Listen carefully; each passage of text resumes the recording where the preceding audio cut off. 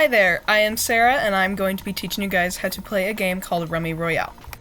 The materials you will need for this game are a pen, a sheet or two of paper to write down the rules and also the scoring, and 2 decks of cards mixed together like so. Ideally, you want the cards to be the same shape, but it really doesn't matter.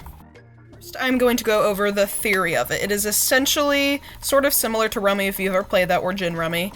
It's also, I would compare it the most similar to Phase 10, because there are rounds and also a scoring system. Some terminology that you're going to need to know in order to play this game is what a run and what a book is. A book is 4 of a kind. It can be any color, any suit, whatever you want. A run is 4 in a row, but it has to be the exact same suit. To help you visualize a little bit better, I do have 2 things to show you. Here is an example of what a run is. We have a jack, queen, king, ace, all of diamonds. Of course, the suit matters. And then I have a book of 8s right here. Now, in order to play the game as it is intended, there is a series of rounds. The first round is 2 books. We went over what books were, which they are 4 of a kind. Second round is 2 runs. A run, of course, is a 4 in a row of the same suit. The third round is 1 book and 1 run.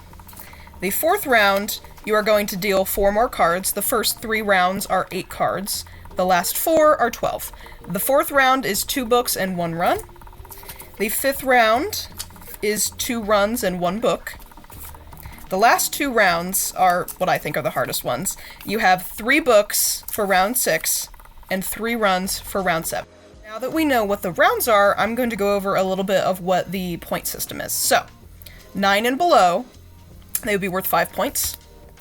10s and face cards will be worth 10. Aces are worth 15 points. And jokers or a wild are worth 25 points. There are a couple of exceptions to the last 2 point things about the cards that I discussed. Aces cannot wrap around, so ace can only be like ace 2, 3, 4, or jack, queen, king, ace. It can never be king, ace, 2, 3, that sort of thing. And jokers. We all know sort of what a wild card is, I think. I'd like to think so. Jokers, also known as wild cards, can be any card that you want to play. It can substitute any card that you ever want to play, and while they are more expensive, they are very, very useful. Now, there are 2 special rules to this game. Special rule number 1 is the idea of buying a card. To buy something out of turn, you pick up the desired card that you want and draw an extra.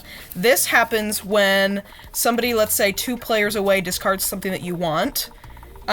It's not your turn, so you can't draw that as part of your turn. So, you would buy it. You would take the desired card and then take one from the draw pile. Only if the person whose turn it actually was, and also going on from that, approves that they do not want it and that you can have it. Second special rule doesn't really exactly have to do with playing the game, but it's a pre-rule. So, if the dealer picks up the exact number of cards needed to deal to all the players, they earn a 50-point deduction from their score.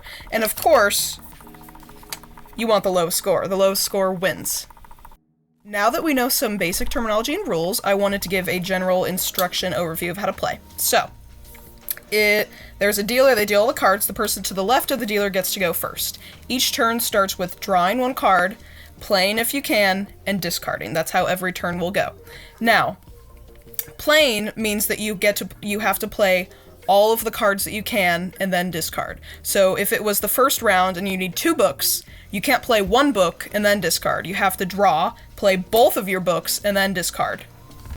The game continues on like that, drawing, playing, discarding, until somebody can play all of their cards and then the round is over. Everybody will move on to the next round, unlike in Phase 10, where if you can't complete the first round, you stay in that one. But everyone will move on to the next round after the last person, or the only person, it doesn't matter what kind of person they are, but as long as they have played all their cards or discarded their last card, the round is over. Remember, you should be writing down every person's score at the end of a round onto a sheet of paper just to keep track. Once you have completed all of the rounds, the person with the lowest score wins the whole game. So I actually learned this game because of my sister's ex-boyfriend who met us for the first time and he wanted to teach us. So this game is actually a great way to get to know somebody new, or if you're hanging out with friends and you just don't know what to do and you want to play a card game. Or if you're, I don't know, you're meeting your stepdad for the first time and you want to get to know him, that sort of thing. It's just a great way to bring people together, and I love to play cards, my family loves to play cards. I know that we play cards at every family event like Thanksgiving or Christmas. So it's just a great way to bring people together, and also now that you know this game, you can show off to them and teach them a new game and see if they like it. Thank you for watching, and I hope you have as much fun playing it as I do.